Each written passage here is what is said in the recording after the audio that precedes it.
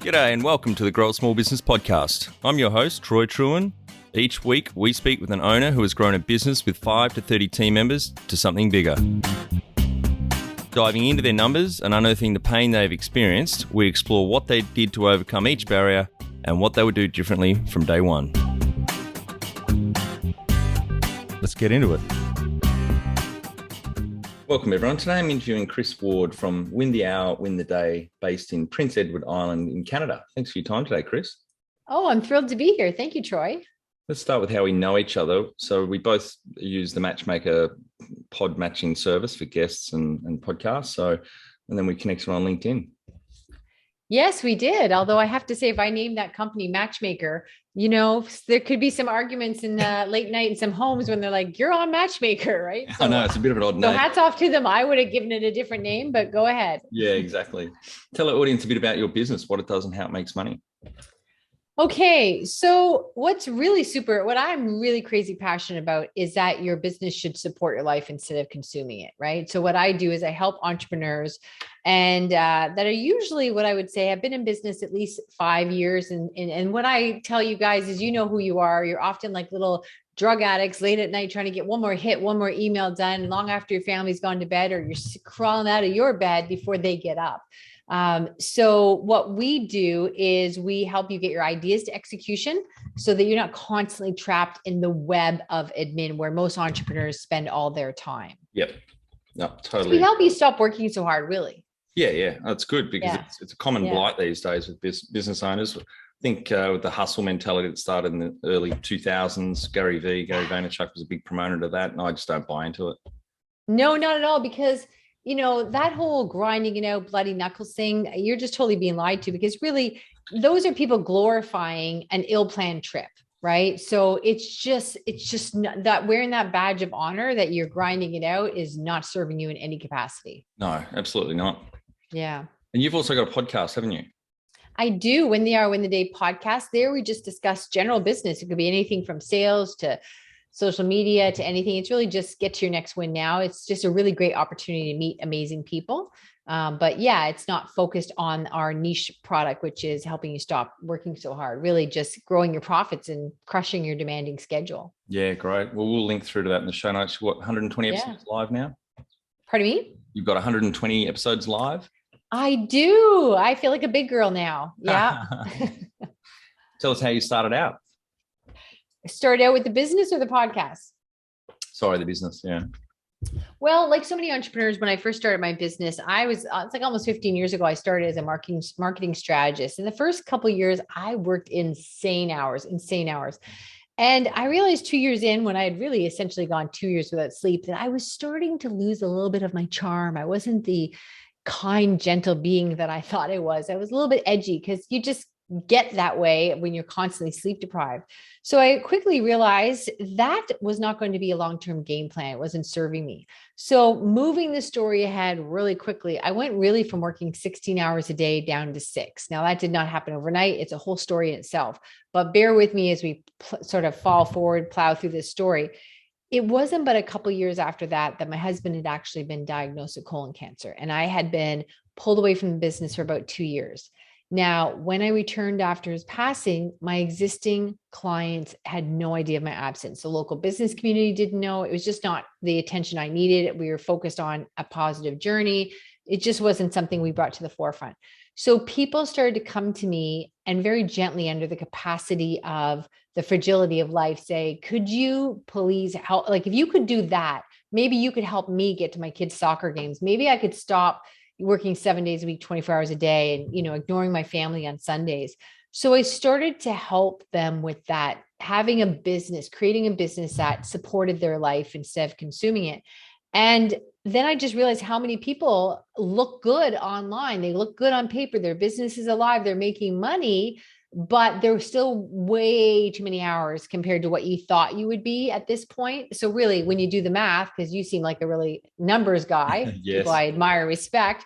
When you do the math, your hourly rate, your income is really quite low, and it's not enjoyable, right?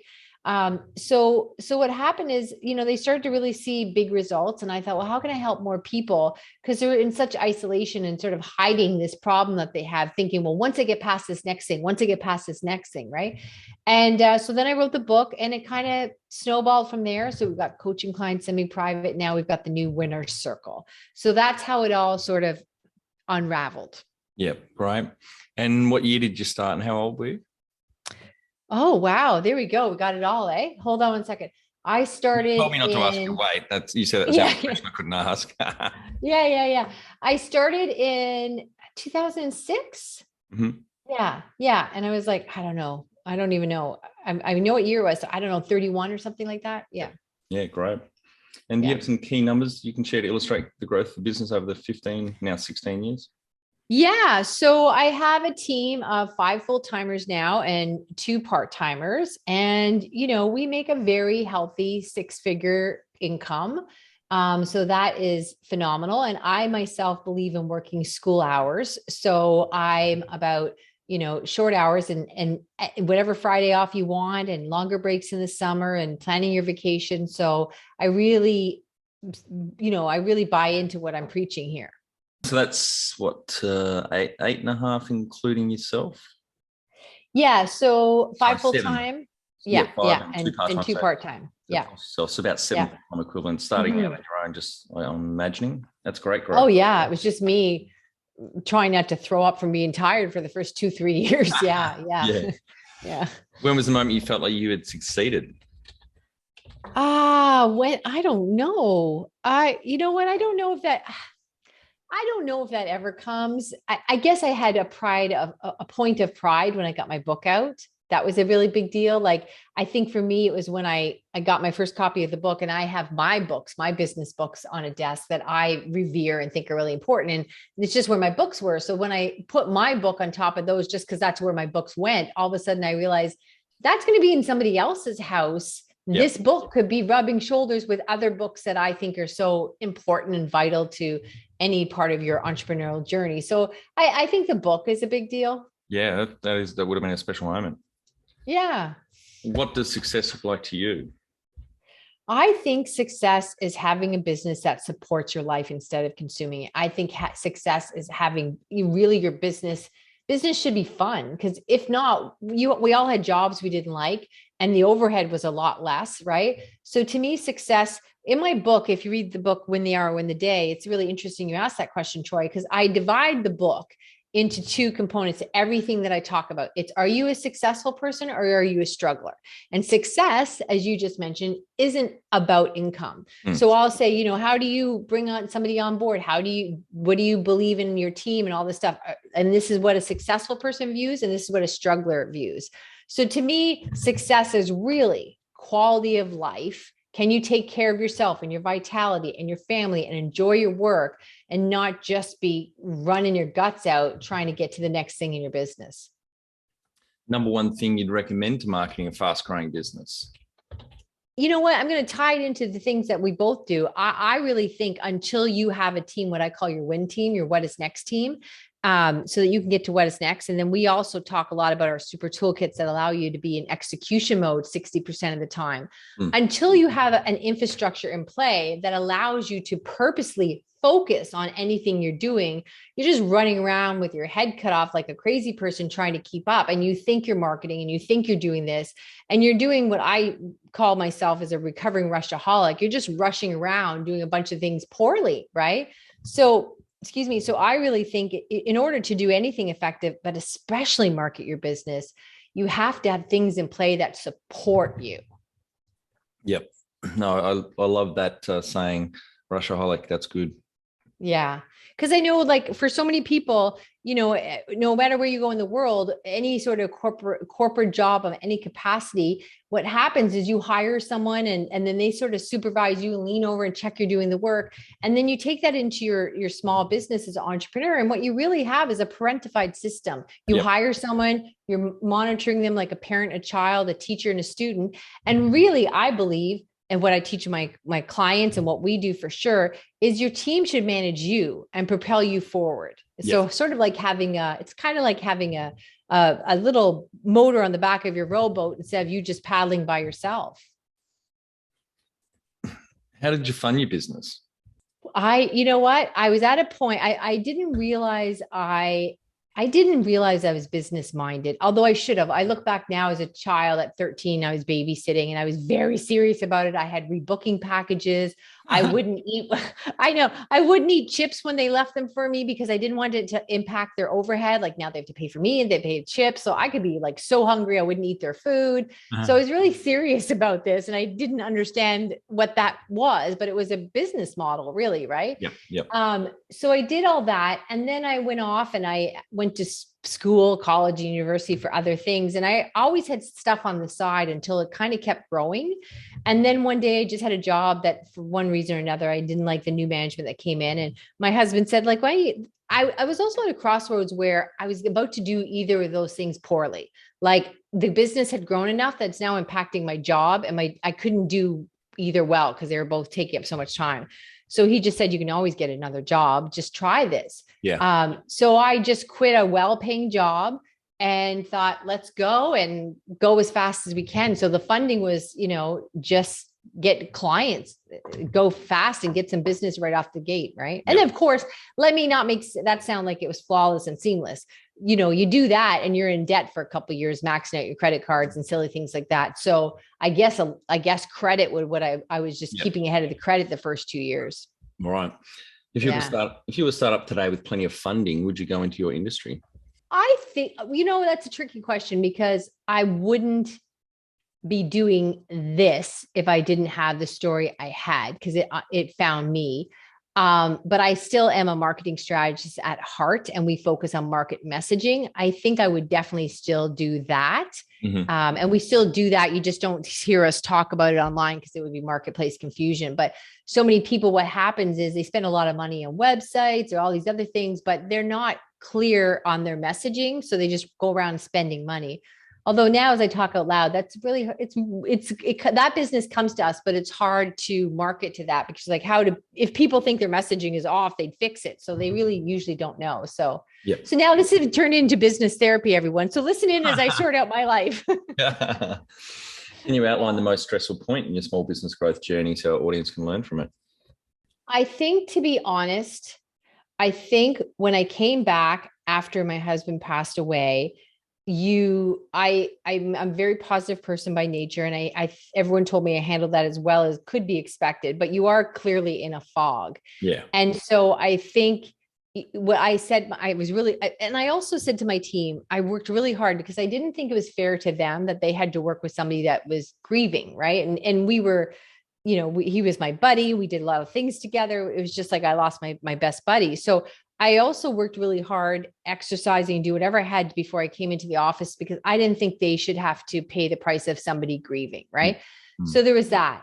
And then what happened, all these things that we had in play that we talk about win the hour, win the day and the super toolkits and systems, it was as if I was reading, like, in a movie where somebody gets kidnapped and they've got amnesia and now they're trying to find their own clues to save their own life or something. So I was reading notes to myself that I had written and I was following steps like as if I had just landed on the planet. Yeah. So I was really pleased because nothing was sinking into the brain. I had no memory because I was in a grieving state. So it was difficult, but I was so thankful because I was like, oh, okay, I just have to be able to read and I could get this work done. And I did say to my team, we had a meeting and I said, you have to treat me like I've got acquired brain injury because they would tell me something one day and I would totally forget the next, but I was someone that I have a really, really good memory. So for that experience, they were really confused because that's not how I operate. So I think the lesson for me was, it was really powerful to the things that we talk about, the super toolkits and stuff that saved my business when I came back. Cause I wouldn't have known Monday from Sunday. It would have been incredibly hard, Kris. How long did it take you to get through that fog? I would say, I would say I was in a real fog for a year, like that. I had to rely on my notes, like somebody with amnesia, like, okay, this is what I'm doing. But I wanted to be there because I needed the distraction. I need something to do. You can't just sit home, look at the ceiling. Even if you're a millionaire, you can't grieve you can't heal just looking at a wall. Right. Yeah. But luckily I had to follow my notes like they were a GPS to somewhere I'd never been before. I would say at least a year. Yep. What area in business do you feel you've had to work on the most to add the greatest value? Area I've had to work on the most, I think, as a recovering rushaholic, I think slowing down and understanding that we live in this world that we're so inundated with distractions, and this is the next thing, and you must be doing this. And then you hop on, even if you hop on and you're really deliberate about, I'm on LinkedIn and do this. And then somebody says this big article on LinkedIn about how you need to be over here, Clubhouse. Yeah. And I think really slowing down to speed up and getting impactful about what you do and do it really well until you move on to the next thing. Like you just can't be hopping around. So I think just the nature of the world we live in, that's a powerful mistake we all make. I know I just recently was one of my mentors, I was taking a course, and what often would happen is you learn something, you say, oh my gosh, I'm going to try to implement that. And then you run off to do it. And then you realize, well, if I took that, let's say I was a really great student and I retained 30%. Well, 3 weeks from now, maybe I'm down to 15. So what I've started doing is every day when I have lunch, I rewatch this tape of this course I'd taken till I can kind of recite the lines like a TV show that I like. So I'm being more purposeful about going deeper instead of skimming things. And I think that's something that we have to really be mindful of in this world where everything's thrown at us. Totally agree. Yeah. What have you enjoyed the least about managing fast growth? I don't know. I like a lot of what I do. What I enjoy the least. Oh, that's a pickle. I think slowing down. Yeah, it's hard, isn't it? Yeah. I have to really be purposeful about slowing down. And it's hard on me. It's hard on my little soul. Yeah. Yeah. So slowing down, I think, is the part. Everything I just said, that's the hardest thing. Yeah. Because when you're so passionate and you love what you do, it's really hard to stop doing it, isn't it? All the time. Yeah. And saying, no, I got to get this at I should be able to do this at 8 out of 10 instead of a 5. I need to be at an 8 out of 10 before I move on to the next thing. That's been really hard. Yeah. What do you love most about growing a small business? I love what I do because my clients often come to me. I tell them that they look like they've got a DUI, driving under the influence charge when they show up because their hair is all a mess. They look exhausted, they're tired, and they're stressed out. And then they all tell me that within the first month of working with us, that they get 25 hours back a week. And they start to fall back in love with their business. They start to take care of their health. They spend time with their family. So I really love the impact I'm having, so that not just that they have a better quality of life, but that they like what they do again and they find their passion again. So I find that is just so, that really excites me. What has been the biggest mindset shift for you in your small business growth journey? It's constantly slowing down. Even when I was like 22, I had a boyfriend all through university, and he used to say to me, you walk through a door before you open it. Like, I'm just hungry and high level, and everyone loves that I'm high energy and ambitious, but you have to harness that and manage it. So that's always been a struggle for me. Yeah. What is the number one habit you think a small business owner needs to develop and maintain? This is a great question for you. Yeah, I really, truly believe it's about, the 3 pillar, like sort of think of it like a bar stool. And the 3 things that we focus on is your team, your time, and your toolkits. And without a win team, what is next team? Like, you are just a sufferpreneur, and it is short-lived, and it really is a cap on your income, right? And then the toolkits are heightened sort of SOP, standard operating procedures on steroids. SOPs are usually written to cover liability, not written by the end user. They've got a lot of kinks and problems with them. With our super toolkits are very different than that. And then learning how to leverage your time. So I think until you, and people think, oh, I'll just hire someone, or I trust this one, I'll hire a friend of the family. What they don't understand, that that's a skill set. That's a thing all on its own. And it's not about finding this magical person. Like, sometimes people will deal with my team. They're like, oh, where did you find them? That's not how it goes. There is a process for this, right? And you can find anybody. You're not dependent on the mercy of this person. You, like Ethel in the 50s, when the doctor had an assistant. Oh, Ethel finds my keys. That's not how it is. is. So I think people don't understand that you need to have that basic infrastructure. Otherwise, you're just chasing your tails till you fall over exhausted. Yep. Want to become the best manager you can be? Check out our Kick-Ass Manager course at growasmallbusiness.com. Do the course and add your fellow managers for no extra cost. Join the 30%. 70% of people quit their job because of their manager. Can you talk to how you've added people to the team, some wins, mistakes, and advice for those listening? So I'm all about, again, being in execution mode. And when I talk about that, my team has to be in execution mode too. So when I move on to the next thing, that they have the ability and the bandwidth on their calendar to support me. So here's a quick example of that. With our podcast, Win the Hour, Win the Day, just general business and stuff, we were looking and we were at almost 200 5-star reviews. So you think, okay, we should put that on Facebook or LinkedIn, just something you can post. And then someone on my team came and said, Kris, I found this website and there's all these places we didn't know that you could post reviews that we didn't understand. So we had 940 5-star reviews. Now, just so you know, I'm a very flawed human being. I was like, but we could have had 1,000. So a minute ago, I had 200. That's your first reaction, shit. Yeah. First, I was excited, but I was like 200. Now I'm like, oh, we're so close to 1,000. But because we have this execution model, then she came to me with that. I didn't say, go find something. Yeah. And then I brought it to a couple of podcast groups I was on Facebook and stuff. And they're like, Kris, you're the best. Thanks so much. Blah, blah. So it wasn't just me that didn't know about this. Right. So to me, that's a big win, not about that one thing, but about how we're set up, that things are brought to me versus me assigning or delegating, which I think are very limiting words. Right. Mm-hmm. So that would definitely be a win. And I think for me, when there's mistakes or problems, the first thing we look at is a super toolkit. Like, how did this happen? Because this should have been covered. Like, how did we make this mistake?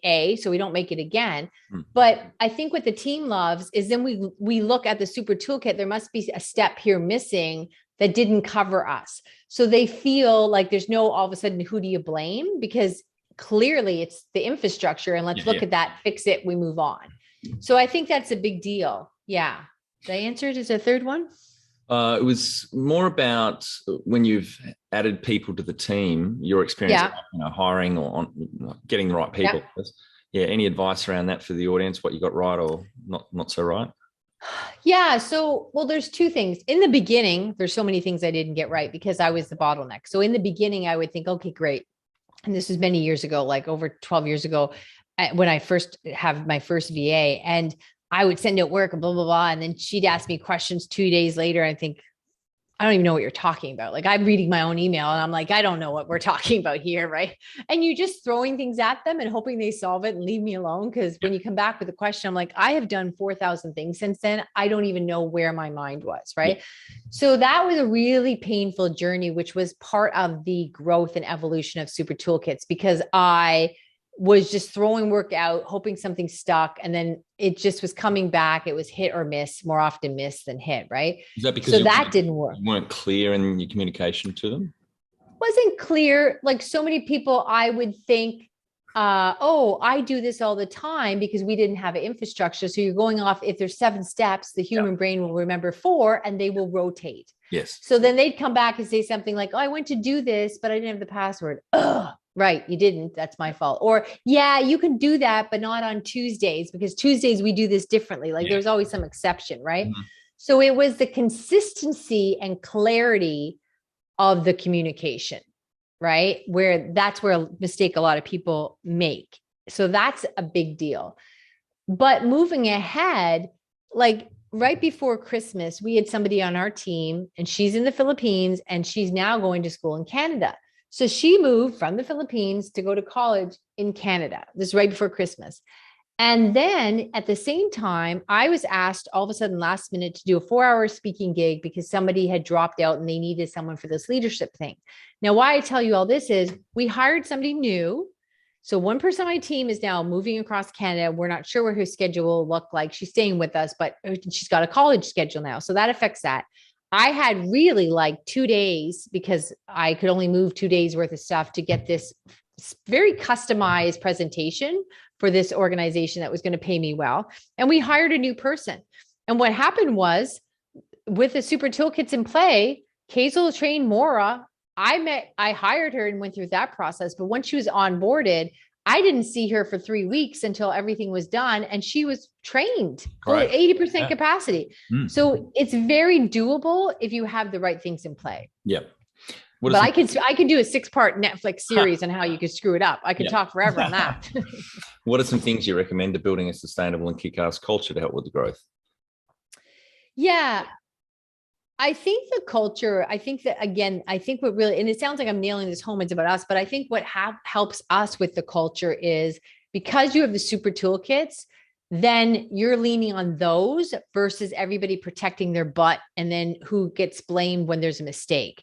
I also think that it's a really important question, Troy, because so many people associate the word culture with bigger organizations. But I would ask you to imagine, like, let's say you've got a big ocean liner with 500 people on this big ship, and something happens on that ship, or you have a rowboat with 4 people and something happens in that rowboat, which, you really want to have that rowboat solidified as far as team goes, because you really need each other. Whereas with the 500 people on the ocean liner, maybe 100 of them are useful, maybe 300 are not, but the odds are in your favor. So I think the question you asked is super important because so many people skim over that with smaller teams. And I think it's everything when you have a smaller team. Yep. And I think also too, a big thing I'm a proponent of is little things that like when you're a child, you have traditions and stuff like that you look back on with fondness. Like for us, it was a big deal on Christmas Day. We didn't have to eat any vegetables or anything. We thought it was like the Wild West, like this is crazy. Yeah. Right. So in my team, everybody gets paid for their birthday and they don't have to work. Little things like that really create some sort of, cohesiveness. Yeah. I do the same thing with I've got 4 offshorers. Yeah. They don't work on their birthday or around the Christmas break. They get another day off as well. Tell the audience how you've handled balance. Balance. Well, I didn't handle it well the first couple of years at all. So I think it really was when I started to build my team. I would tell you, I think I realized the first couple of years when I felt exhausted and sick, and it was the first time in my life I had stopped exercising. I was just so busy. I was trying not to throw up half the time. I was so tired. So who had time to exercise? I mean, I kid you not. I remember walking down a really long hall in a building and I was going to this meeting and I walked down this really long hall to get to this room. And then I was going to have to come back. And this is how tired I was the first 2 years as a business. I remember thinking, on my way there, I will rest my left eye. And then when I walk back, I will rest my right eye. Like I was going to nap one eye while I walked. like I had lost my mind, right? Yeah. Your mind starts to snap and you start to get desperate. So I think I realized one day I was starting to have, my back was sore and I was hunched over. I now swear by a standing desk, but I was just starting to be a decrepit 90-year-old. And I was somewhere getting a back treatment or massage. And I remember thinking, well, I don't have time for this. And I thought, I don't have time for this, but if I made time for exercise, like it's time now or time later. So you hurt your back or you're out of shape and you have to make the time to fix it, or you can make the time to take care of it in the first place. So these journeys that the options I had for learning balance were painful ones. How much professional development have you invested in yourself over the years?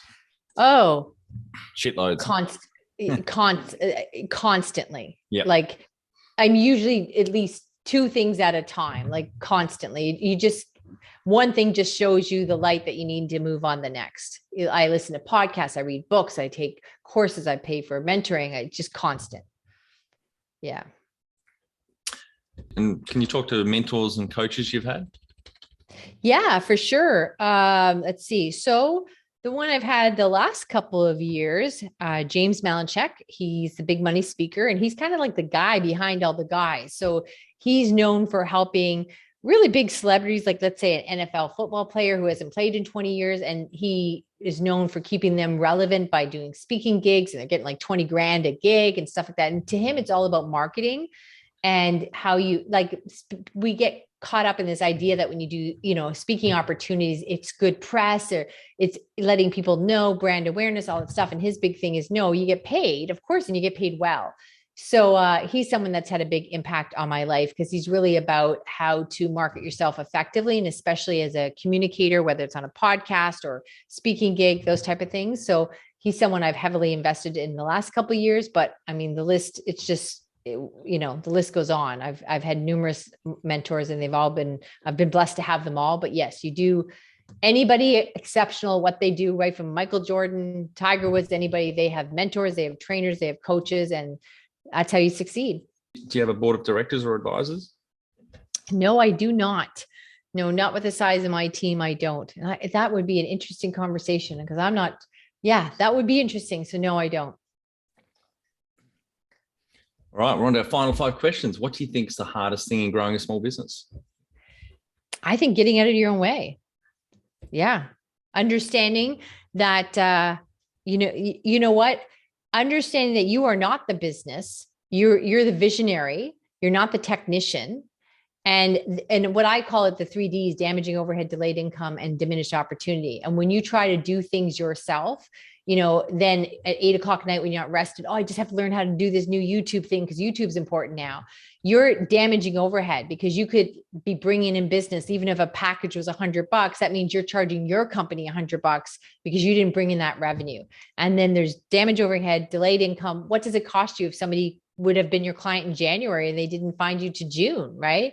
And of course, the most painful of them all is diminished opportunity. Like when they say, Troy, I wish I'd known you'd done this because I hired somebody last week because you were too busy burning the oil in your office at 11 o'clock at night thinking you're saving money. So I think that's a big deal. Favorite business book which has helped you the most? I think the E-Myth is a really great one that everyone must read because it really just puts it in perspective for moving forward after that. Yep, absolutely. It's a great book. It's the first one I recommend people read. Yeah. It'll sober you up real quick. Oh, yeah.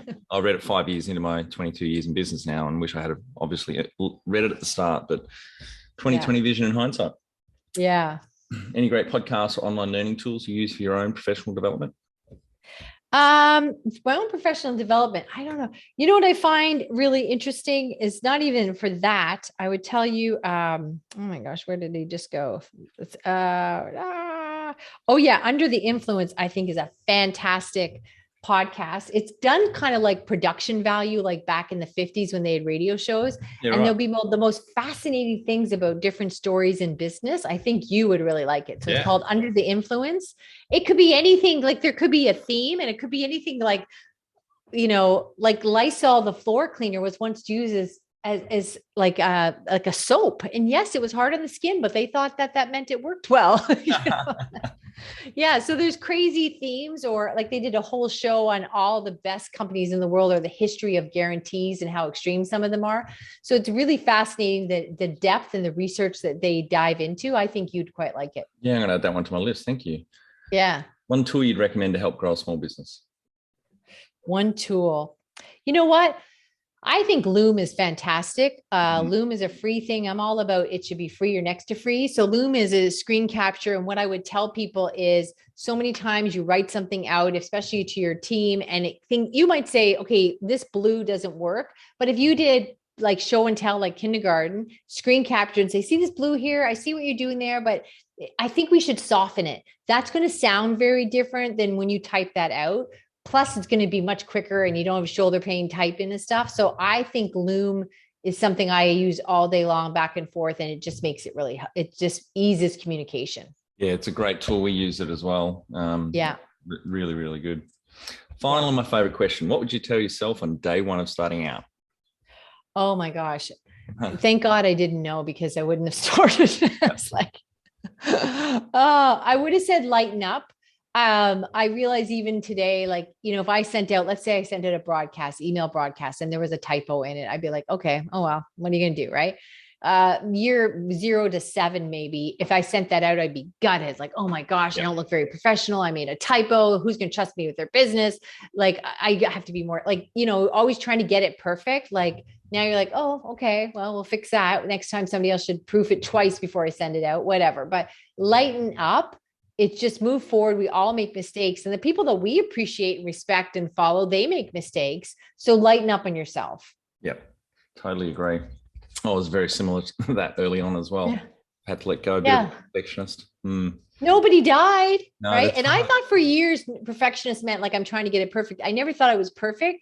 I thought I was trying to look like I was prepared. Like I should show them I'm prepared and I'm committed. But I spent more time trying to get something prepared that if I put it out and made mistakes, I would have got better feedback and been able to move forward quicker. Yep. Yeah. Well, thanks for your time today, Kris. I think the audience will get a lot of value out of what you shared with us. Great journey. 16 years now you've been going, about 7 full-time equivalents, including yourself, and helping a lot of business owners out there work less, be less stressed, and have a more balanced life. Well, thank you. I do like listening to your show, but I tell you now that I've been on it, I feel like I just did a whole bunch of push-ups. Okay, I'm good to go. Yeah, I won't need my last 2 coffees today after this, so thank you. Yeah. Okay, fabulous. Well, thank you for trusting me with your audience, Tori. I appreciate it. Thanks, Kris. All right, bye. That's it. Thanks for listening. Please leave a review in iTunes or whatever platform you listen to us on. It means more small business owners will find our cast and help people with their business growth journey.